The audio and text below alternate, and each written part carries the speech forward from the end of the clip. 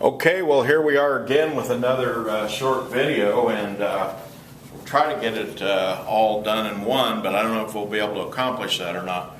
Remember that I'm your friendly neighborhood professor, Rob Dawalt, and the easy email for me is the @me.com, but you can also communicate with me through the Tools tab on your class format of the online class.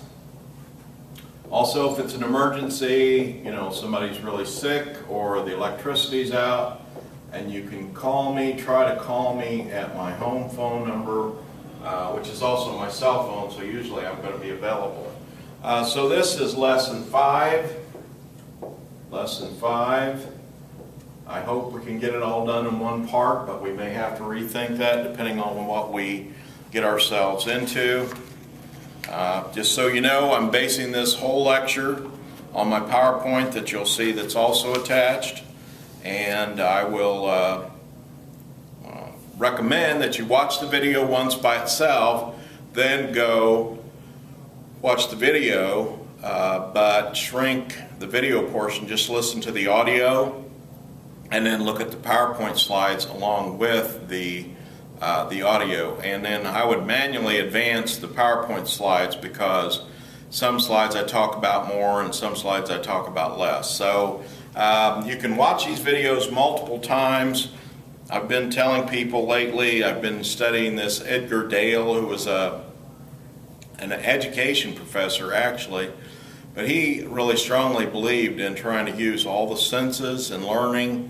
And so in this case we have video, we have audio, and then there's also text for reading, so a number of different things you can do. The only thing I didn't do is put some smells in here, which I don't know if we've come up with that yet, but if they figure it out, I'll let you know. So basically the USA has more people under some kind of supervision, and I think that this is actually week 3 in this class. Okay, so that makes sense because 1, 2, 3, 4, 5, 6 are in week 3 in an 8-week class.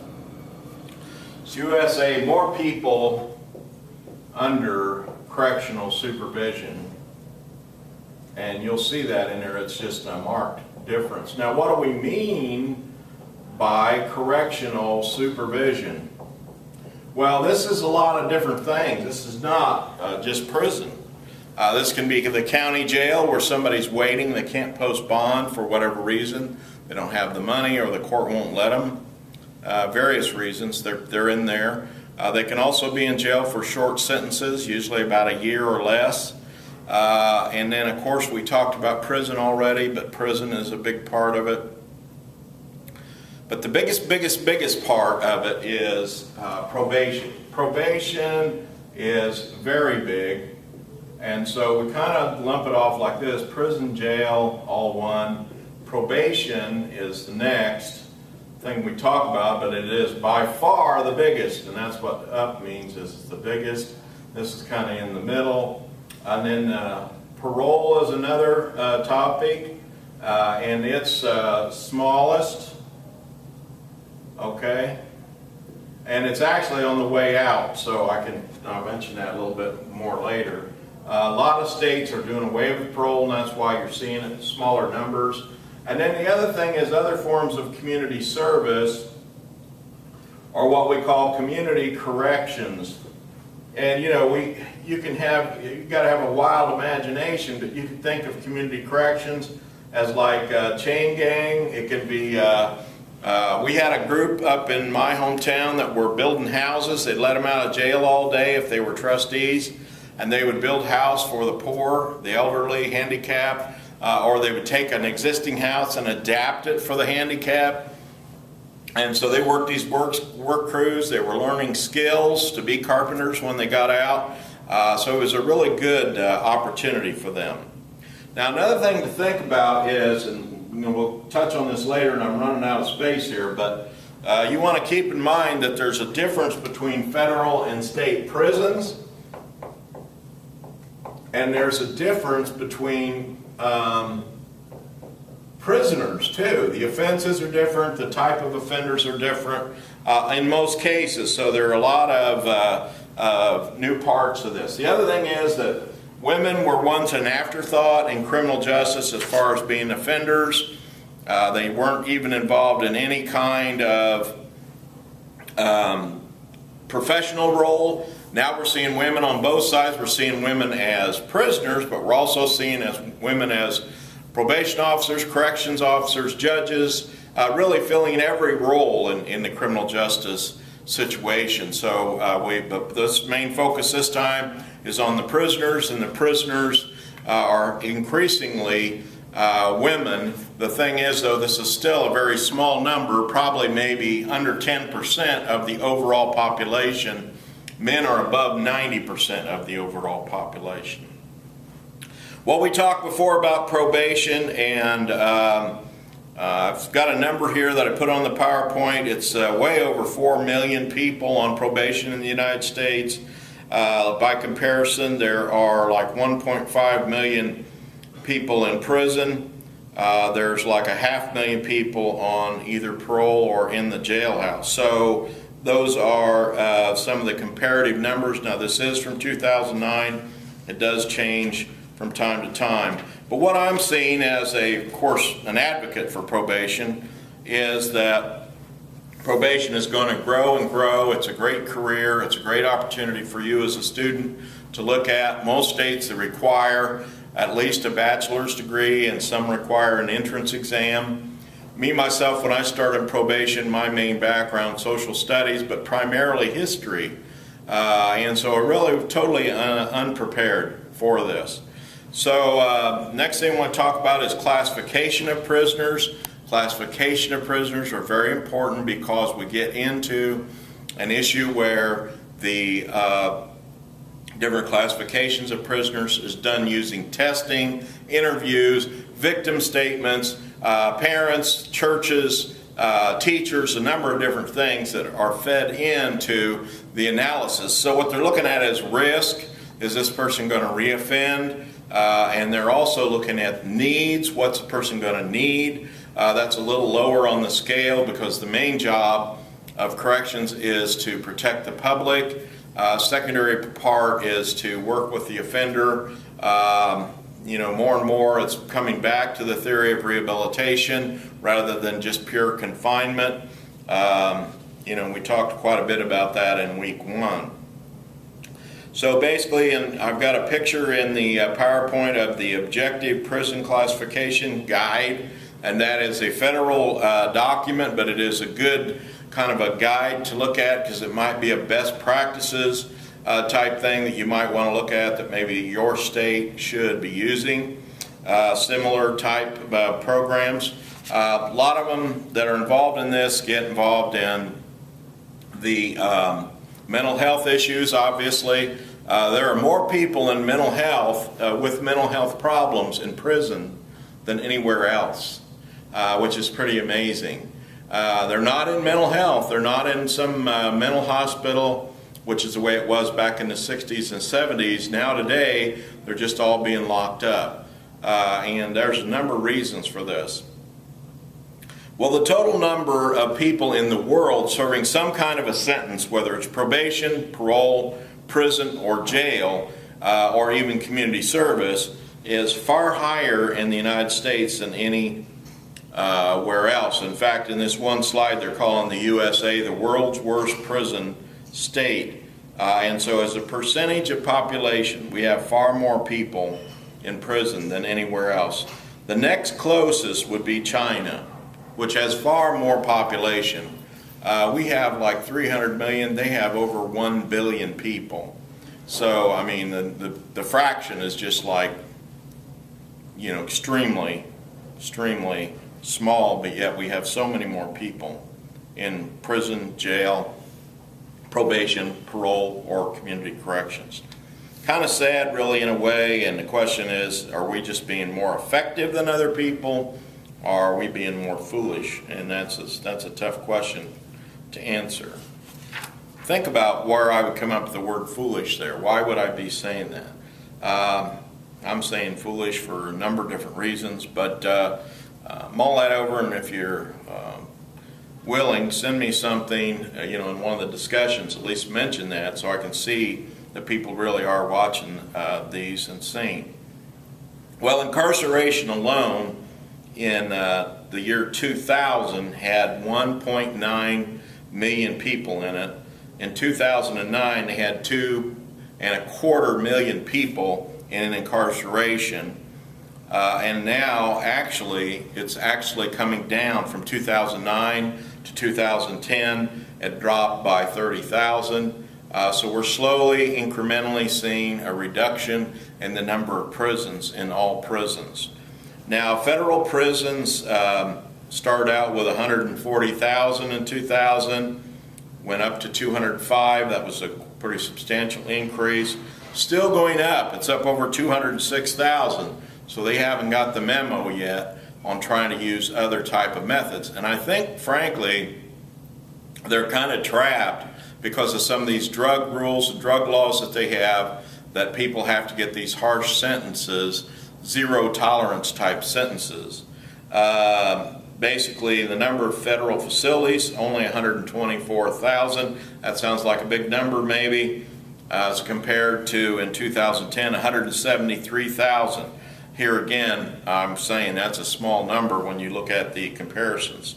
There are a number of private facilities. Some of these are run by corporations like GEO, which used to be Wackenhut. Corporations, it's a community court, what is it? Corporations, no, it's Corrections Corporation. I can't remember what it's called. But anyway, it's CCC, it's Triple C, it's out of Tennessee.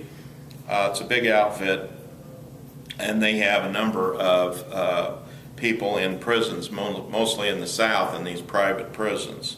And arguments raised, are private prisons more efficient than federal prisons or state prisons owned by the government? And we'll take that up a little bit later on. State prisons, just like we were saying, there was 124,000 in 2000. Well, even back then there was 1.2 million prisons in the states in the United States. The total of all prisons in the United States, nearly 1.2 million. This went up slightly to 1.3 million in 2009, and now it's dropped. They've actually been closing some facilities, and it's dropped down to 1.311, so 1,311,000. Other privately operated prisons, at one point there were 71, almost 72,000 in the United States in state corrections. Went up clear up to 95,000 in 2009, then it dropped down to 94,000. So, you can read this yourself. Basically, it's an interesting chart. So look that over on your PowerPoint. There are special issues for women that we need to consider. Women have many unique problems. They are oftentimes accessories. There are some rare cases where women are individually the cause of all crime, but this is pretty rare. It's usually they operate in groups. One of the basic things, which is pretty gross, is the issue of menstruation. In prison, a lot of prisons, you have to buy Tampax or tampons, and a lot of these women just don't have money. So they're stuck using toilet paper. The other thing, if you notice, or if you've ever seen or heard of this, my wife used to talk about this, is that if you work together with a lot of other women, sooner or later you get on the same cycle, it seems like. And this happens in the prisons. So all the women are on the same nasty cycle, and there's not enough toilet paper to go around, so this can be a real problem. Another big thing with women, they're obviously the only ones that can get pregnant. Somehow, mysteriously, women do get pregnant in the prisons. It's tough to explain. Also, they have a lot of young children, and they feel a lot of morose, sadness, depression because they can't be with their kids. And of course, the hard view is, well, you made a bad decision, that's on you. But it's hard for the kids, it's hard for the mother, and really in the long term, by not being allowed to have contact between the mother and the child, are we creating a new generation of criminals among these children? It's a good question. And so some programs, like in Indiana I know, they've started allowing some special type of visitation, playroom type visitation for little kids. I think it's probably interesting. Well, if you're watching Orange is the New Black, always issues about rape by guards. Is it really rape? Is it consensual? And that's just the way rape is all the way around, is there's a lot of arguments whether it was consensual, whether it was rape. There's also lesbian rape, though, in women's prisons, just like there's rape in male prisons. And sometimes it's not, well, you know, they say about rape, same thing. It's not sexual. It's a power struggle. They want power over this person. More or less they say, I want to make you my bitch. And what they mean by that is servant. That person has to take care of all your needs, including sex. They also run errands for you. They sneak around, try to steal an egg for you, for example. Supplies to make your own hooch, different things like that. Well, there are other complex types of relationships between women. In other words, they can have different relationships.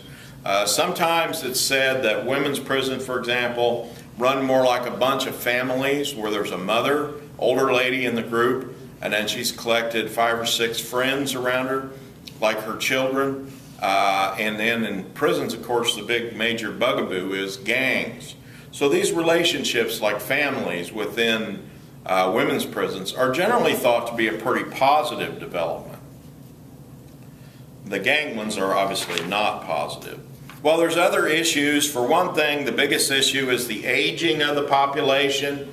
Population is aging severely. A lot of people are getting these long sentences for things like 3 strikes, habitual offender. They're getting life in prison for some things that were never life in prison before. So they're going to serve like 75 years, something like that, at the age of 20. So there's some of them that'll live to be 95. Well, the problem you get into with that, with aging prisoners, is diabetes, heart disease are to the 2 biggies, and then also cancer, as well as a number of other things, mobility issues and things like that.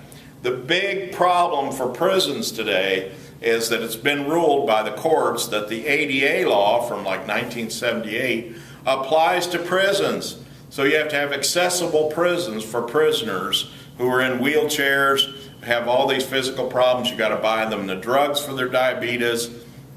Can't just slam them in there and let them die. That would be a violation of the 8th Amendment cruel and unusual punishment clause. There are also others that get injured in gang fights, for example, broken legs. I mentioned a case in the discussion of a guy who had both his legs broken because he refused to join a gang. If we need to protect anybody, we need to protect the people that don't want to be a part of the gangs, but instead they let this guy get his legs broken, threw him in the back of a standard open van, hauled him like 50 miles to a hospital when there's one about a block away, but that one in Indianapolis, they had a contract with, it was cheaper, yada, yada, yada. So the guy's in misery the whole time. He's going to be deformed the rest of his life because they didn't give him the medical care that he really needed. Well, the biggest issue for all is the overcrowding issue, and so that is the biggest problem that we have. We've talked about that at length. Hopefully some changes are being made that'll help address that. Well, I hope you enjoyed this PowerPoint. We've tried to cover all the issues that are in the PowerPoint, but at the same time keep this to a short enough time period that it's not overwhelming. So, okay, hope it's enjoyable for you, hope it helps you. I've been getting a lot of good reaction to this. I get this everywhere, other colleges I've taught at and places, because I like to incorporate videos even in the online setting, and I think it's very helpful. All right, thanks very much. Good luck on your work this week.